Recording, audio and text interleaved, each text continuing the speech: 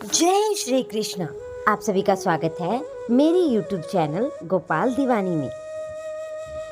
इस साल वरुथनी एकादशी 4 मई को मनाई जाएगी। इस दिन भगवान विष्णु के साथ माता लक्ष्मी की पूजा होती है। इस बार यह दिन बेहद ही शुभ माना जा रहा है क्योंकि ज्योतिष की दृष्टि से इस दिन कई शुभ योगों का निर्माण हो रहा है। ऐसी मान्यता है कि इस दौरान पूजा करने से अक्षय फलों की प्राप्ति होती है। हिंदू धर्म में एकादशी तिथि का खास महत्व है। यह दिन श्री हरि के साथ माता लक्ष्मी की पूजा के लिए समर्पित है। वैशाख मास में पड़ने वाली एकादशी तिथि को वरुथनी एकादशी के नाम से भी जाना जाता है। ऐसा कहा जाता है जो साधक इस कठिन व्रत का पालन करते हैं उन्हें धन और वैभव का वरदान मिलता है। इसके अलावा घर खुशियों से भरा रहता है। इस साल यह एकादशी 4 मई 2024 दिन शनिवार को मनाई जाएगी। वहीं इस शुभ तिथि पर कई शुभ योग का निर्माण हो रहा है। कहा जा रहा है कि इस दौरान पूजा करने से भगवान विष्णु खुश होते हैं। आइए इन योगों के बारे में जानते हैं। वैदिक पंचांग के अनुसार वरुथनी एकादशी के दिन त्रिपुष्कर योग, इंद्र योग और वैदृत योग का निर्माण हो रहा है। ज्योतिष की दृष्टि में ये सभी योग बेहद शुभ माने गए हैं। ऐसा कहा जाता है कि अगर इस दौरान प्रभु विष्णु की पूजा की जाए तो व्रत का पूरा फल मिलता है, साथ ही भाग्य भी उदय होता है। वरुथनी एकादशी के दिन त्रिपुष्कर योग 7:03 से शुरू होगा। वहीं इसका समापन 5:12 पर होगा और इसके साथ ही इंद्र योग पूरे दिन रहेगा। इसके अलावा वैदृत योग प्रातः 8:24 से एकादशी के समाप्त होने तक रहेगा। इस साल वरुथनी एकादशी का उपवास 4 मई 2024 दिन शनिवार को रखा जाएगा। हिंदू पंचांग के अनुसार 3 मई 2000 दिन शुक्रवार को रात्रि 11:24 पर वैशाख माह के कृष्ण पक्ष की एकादशी तिथि शुरू होगी। वहीं इसका समापन अगले दिन 4 मई 2024 शुक्रवार को रात्रि 8:38 पर समाप्त होगा। उदय तिथि को ध्यान में रखते हुए 4 मई को वरुथनी एकादशी का व्रत रखा जाएगा। वैशाख माह के कृष्ण पक्ष की एकादशी तिथि को वरुथनी एकादशी का व्रत रखा जाता है। इस दिन भगवान मधुसूदन के स्वरूप की उपासना की जाती है और वरुथनी एकादशी व्रत का कथा का स्मरण किया जाता है। वरुथनी एकादशी सौभाग्य देने वाली, सब पापों को नष्ट करने वाली तथा मोक्ष देने वाली है। वरुथनी एकादशी का फल 10,000 वर्ष तक तप करने के बराबर होता है।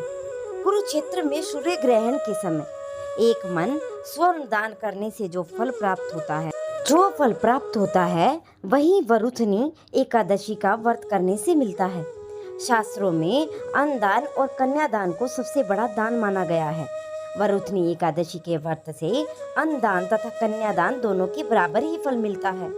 इस व्रत के महत्व को पढ़ने से 1000 गोदान का फल मिलता है। इसका फल गंगा स्नान के फल से भी अधिक है। वरुथनी एकादशी के दिन खरबूजे का दान करना चाहिए। व्रत के दिन प्रातःकाल स्नान करके साफ सुथरे कपड़े पहन ले और इसके बाद घर के मंदिर की सफाई करके दिया जलाए। अब भगवान विष्णु को शुद्ध जल या गंगा जल से स्नान कराएं, उन्हें नए वस्त्र धारण करवाएं। अब भगवान विष्णु की विधिवत पूजा व अर्चना करें।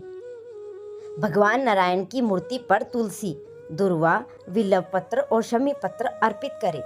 इसके बाद विष्णु जी को केला, हलवा और खीर का भोग लगाएं।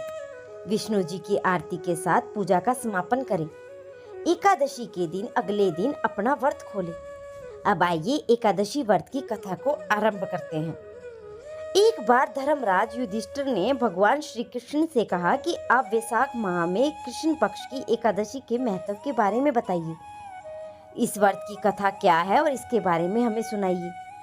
तब भगवान श्री कृष्ण ने युधिष्ठिर को वरुथनी एकादशी व्रत की कथा के बारे में बताया।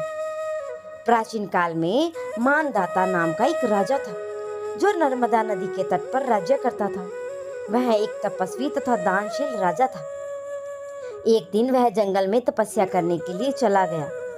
वह जंगल में एक स्थान पर तपस्या कर रहा था कि तभी वहां पर एक भालू आया। वह राजा मांधाता के पैर को चबाने लगा, लेकिन राजा तपस्या में लीन रहा। भालू राजा को घसीटने लगा और जंगल के अंदर लेकर चला गया। भालू के इस व्यवहार से राजा बहुत डर गया था। उसने मन ही मन विष्णु भगवान से रक्षा की प्रार्थना की।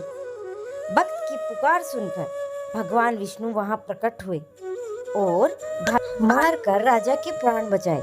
भालू ने राजा का पैर खा लिया था। इससे राजा बहुत दुखी हुआ था। तब भगवान विष्णु ने उससे कहा कि तुम दुखी मत हो, एक उपाय है, तुम मथुरा में वरुधनी एकादशी का व्रत करो। वहां पर मेरी वराह अवतार मूर्ति की आराधना करो। उस व्रत के प्रभाव से तुम तुरंत ही ठीक हो जाओगे। तुम्हारे पूरे जन्म के पाप कर्म के कारण ही भालू ने तुम्हारा पैर खा लिया है। तुम बताए गए उपाय को करो। प्रभु की बातें सुनकर राजा ने वरुधनी एकादशी का व्रत मथुरा में किया और वहां पर उसने वराह अवतार मूर्ति से विधि विधान से पूजा की, फलाहार करते हुए व्रत किया। वरुधनी एकादशी व्रत के प्रभाव से राजा का फिर सुंदर शरीर वाला हो गया। मृत्यु के पश्चात उसे स्वर्ग की प्राप्ति हुई। इस प्रकार से जो भी वरुधनी एकादशी का व्रत करता है उसके सभी पाप नष्ट हो जाते हैं और उसे मोक्ष मिलता है। तो ये थी वरुधनी एकादशी के बारे में कुछ जानकारियाँ और वरुधनी एकादशी व्रत कथा। अब अपरा एकादशी की कथा का रसपान आप अगली वीडियो में करेंगे। अगर आप सभी को वीडियो पसंद आई हो तो मेरे चैनल को सब्सक्राइब करें और कमेंट करना न भूलें।